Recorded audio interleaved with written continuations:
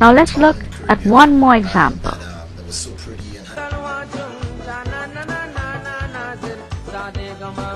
Is Adesh Samaru, Chutney singer, a Sith Lord?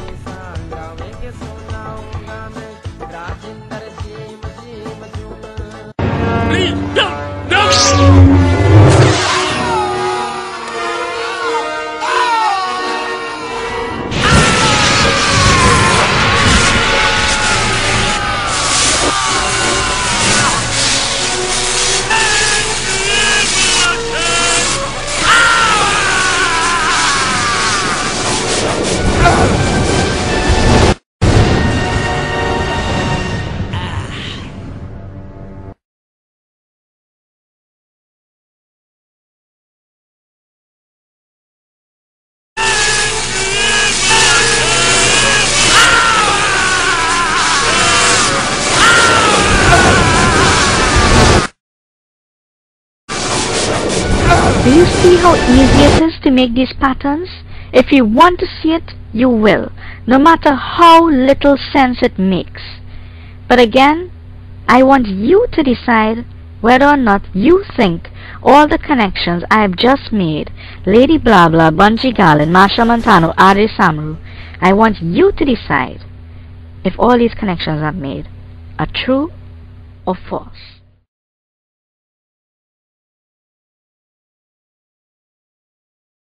Jesus loves me, this I know, for the Bible tells me so. Little ones to him belong, they are weak, but he is strong. Now that we have established that our minds interpret patterns and can create both a sense of pleasure and paranoia, I would like to discuss what I like to call the jazz fiasco.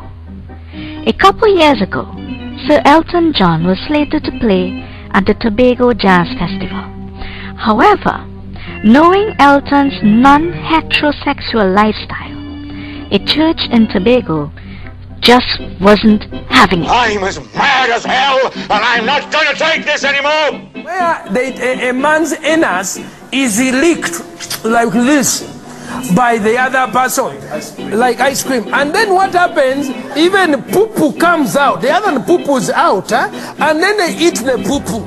No queer was going to be allowed on the island, despite this queer having been knighted by the Queen of England, sang at Princess Di's funeral, and has been a musical megastar since the 70s. No. A queer is a queer, a homo is a homo, and his agenda was to turn every one of the jazz festival audience into homos just like himself.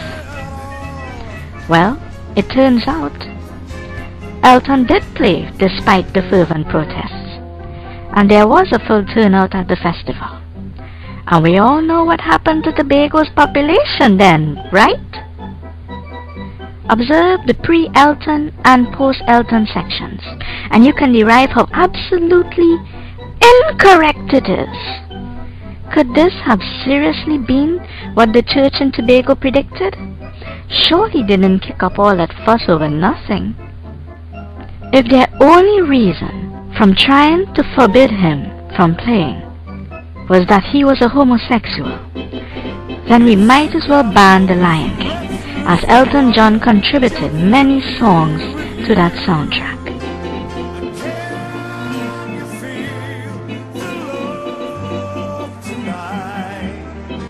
And then we might as well demolish the Sistine Chapel, as it was a homosexual named Michelangelo who masterminded that deviltry.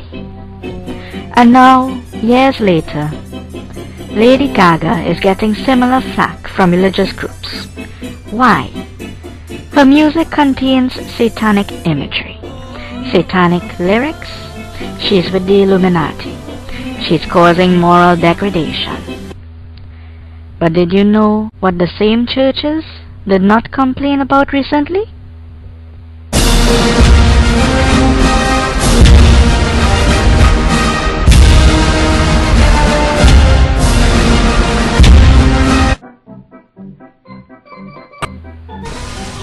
and also the fact that all 6 Saw movies made it here into cinema, and 3D. It's in the stomach of your dead cellmate. Lady Gaga dresses weird. Okay. So did Busta Rhymes. And you know who again? So does Trevor Sayers. I don't see any church group here being vocal to forbid Trevor Sayers. Lady Gaga's music videos contain devil imagery. Okay, so does Juve Morning. In fact, Trinidad's culture may have more in common with devil imagery than a Lady Gaga music video. And you know what? Nothing is wrong with that. One just needs to learn to interpret it the way it needs to be interpreted, as an expression of an idea, an expression of freedom, something different from the day-to-day minutiae. Creativity, imagination, acceptance, unity, a phantasmagoria of our own cultural idiosyncrasies and identity.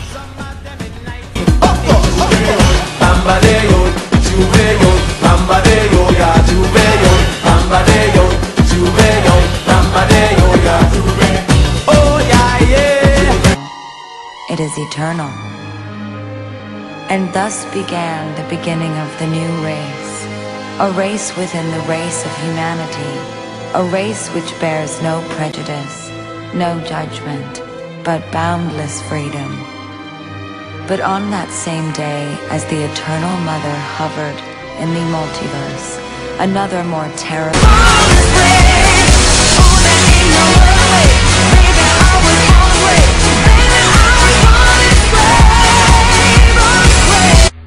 If we have sought to ban Lady Gaga and Elton John, we must also seek to ban human freedom of expression.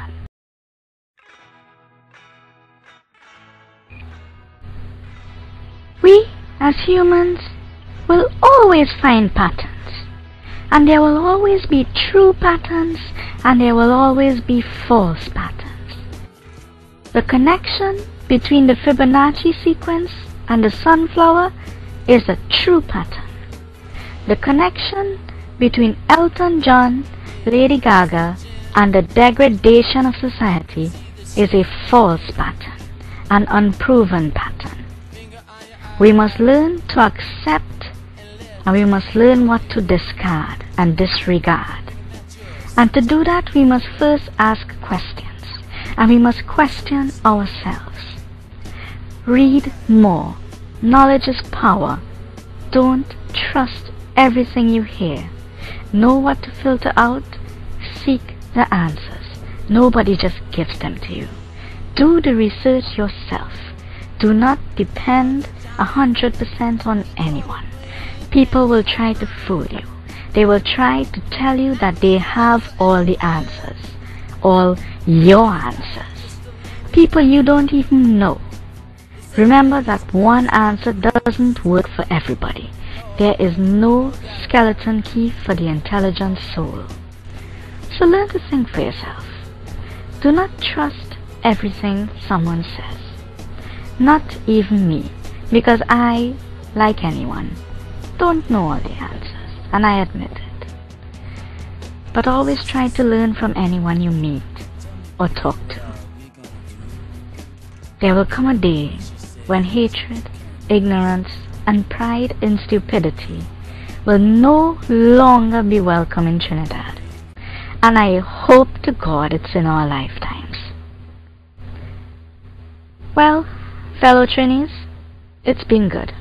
And I hope my documentary has entertained you, and more importantly, enlightened you. Thank you for sticking around.